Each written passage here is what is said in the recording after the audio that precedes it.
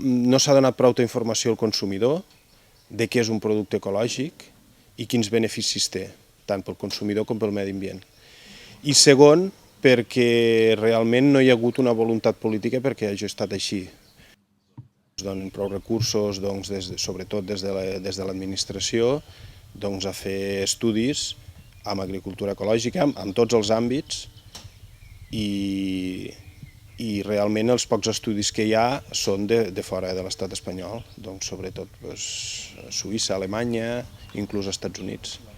El paper del departament, doncs, evidentment, com a Departament d'Agricultura, ells